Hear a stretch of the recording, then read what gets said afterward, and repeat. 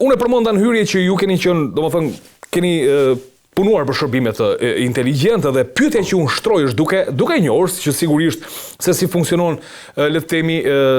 koncepti i shërbimeve inteligjente. Mendoni se Jeffrey Epstein është një produkt le të themi i filozofisë së tij të brendshme për sensin ndoshta për të qasur, apo është produkt i një shërbimi siç është përfolur qoftë i Mossadit apo KGB-s? Paktën polakët kanë hapur hetim sepse thonë ka qenë i rusëve. Shiko, patjetër që mënyra modus operandi i tij, mënyra se si ai vepronte, të lë të kuptosh që ka patur mbështetje. Pra, për më tepër zgjatja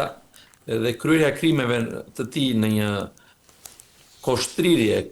kaq të gjatë, pra po flasim për dekada, dhe garantimi i fare imuniteti ndaj tij të çon të mendosh që ai ka patur një mbështetje dhe një lehtësim në kryerjen e veprimtarisë së tij. Por patjetër që nuk përjashtohet mundësia që ai të ketë qenë në kontakt ose të ketë qenë i përdorshëm nga ndonjë shërbim, sepse të kemi parasysh një gjë që të kesh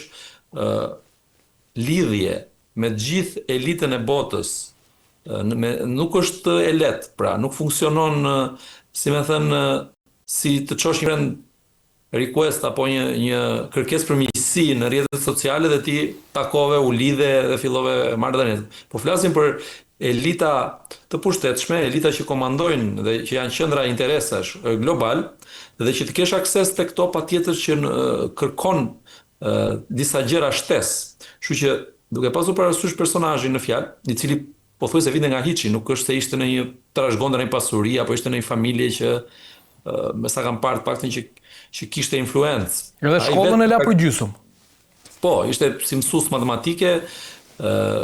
pastaj filloi një karrierë të çuditshme dhe i akuzuar edhe për mashtrime në kompanitë që ka punuar, por kishte një aftësi të jashtëzakonshme për të manipuluar njerëzit, për të influencuar, për të ndikuar që e kanë këta njerëz, domethënë këta njerëz që kanë këtë karizmën e errët, janë shumë të aftë për të manipuluar psikikën njerëzore, për të influencuar të tjerët, dhe këtë duket se ai e ka pasur armën e tij të ftohtë, të fortë dhe të ftohtë, por në të njëjtën kohë, por nga ana tjetër, unë mendoj këtë që kontaktet që ai ka pasur me rusët dhe me, po themi, me qendrat afër shërbimeve inteligjente ruse, patjetër që kanë dalë në pa disa aspekte deri tani dhe nga dokumentet, pra ai ka pas vizita të shumta në Rusi, viza të shumta të veçanta speciale po i quaj për të vizituar Rusinë dhe kryesisht edhe në dekadat e fundit. Ka pasur një marrëdhënie të qëndrueshme pra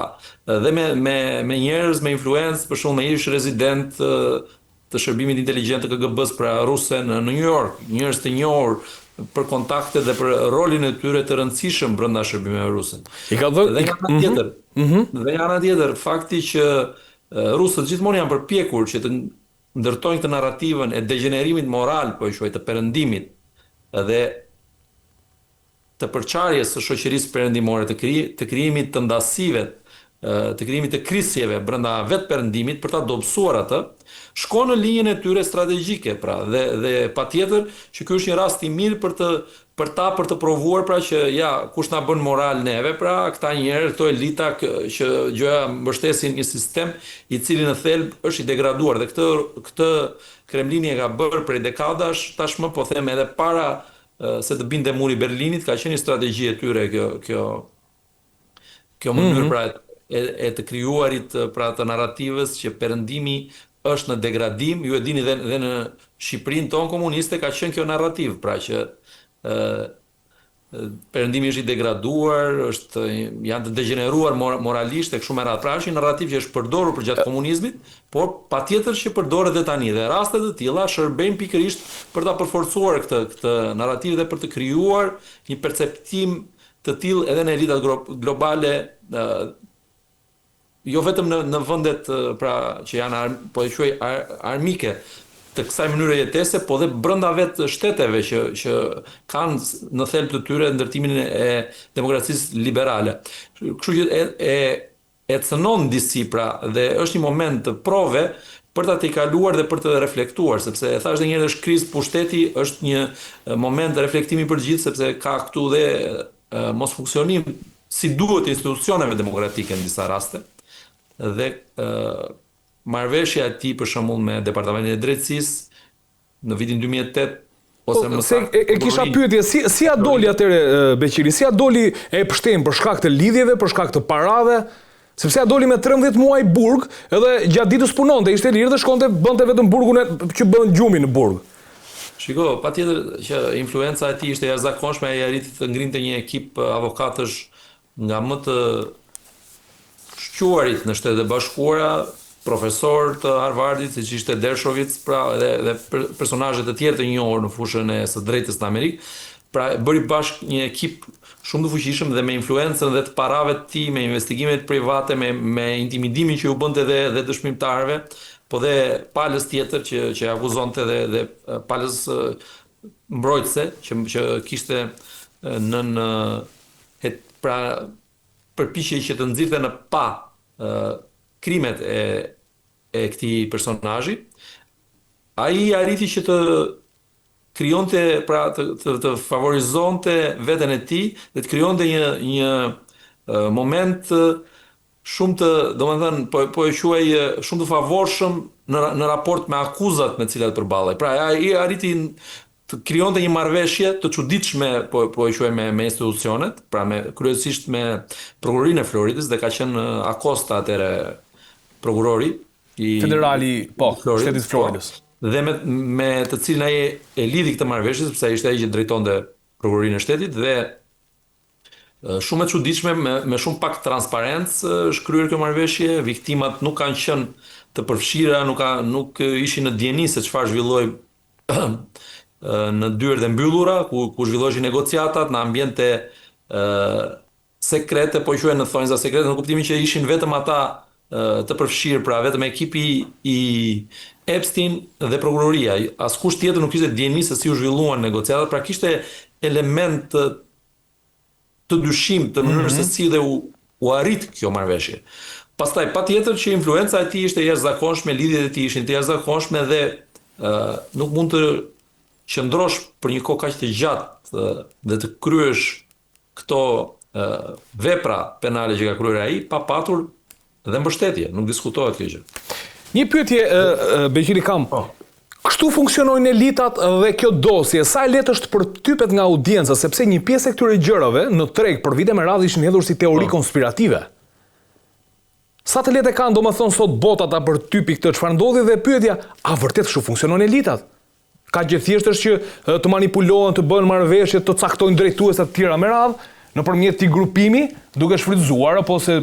duke i grupuar për afera seksuale. Shiko, në luftën globale informative, me sa duket nuk përjashtohet asnjë gjë, asnjë armë. Dhe patjetër dhe për gjatë historisë janë përdorur këto metoda, mjete shantazhi, nuk është se ndodhin për herë të parë nga shërbimet inteligjente, flas, po dhe jo vetëm nga ato, por çështja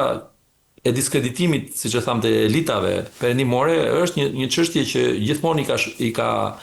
interesuar dhe i ka shërbyer narrativës së armiqve, po e quaj, të këtij sistemi jetese që ne kemi sot. Pra dhe kuptohet që në këtë aspekt rusët kanë luajtur një rol, siç e thash, kanë pasur kontakte dhe mund të thellojë dhe më tej, ndoshta mund të ketë dokumente më domethënëse, se deri tani nuk është se ka pasur përveç indicieve, nuk është se ka pasur një investigim të plot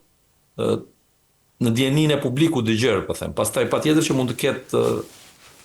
informacione, sa mund të ketë të dhëna ose edhe prova që të çojnë të mendosh që ai është përdorur nga kjo, dhe patjetër që ai në gjykimin tim është përdorur nga dikush, se nuk mundet që të lihet jashtë vëmendjes, jashtë fokusit të shërbimeve inteligjente një individ, për shembull, që ka ndikim në elitat globale. Edhe ta mendosh këtë lloj qasje. Si? Dhe ta mendosh këtë lloj qasje që kishte ai me presidente, kupton, me njerëzit më të fuqishëm. Është mënyra klasike se si mund të veprojnë edhe shërbimet inteligjente, sepse ai duket që domethënë përdorej nga dikush, ose për më tepër mund të ketë punuar dhe për interesin e vet, patjetër, por dhe për të tjerët. Pra këto që ka mund t'i vënë dispozicion. Patjetër, ka pasur raporte medike, nuk besoj se përgjatë gjithë kohës ai vepronte vetëm për interesin e tij personal, sepse të kryesh gjithë veprime dhe mos të kapesh për shumë vite, për dekada, më duket pak e vështirë. Do thoni ju ishte shumë i pasur, kishte mundësi t'i fshite gjurmët e krimeve që bënte,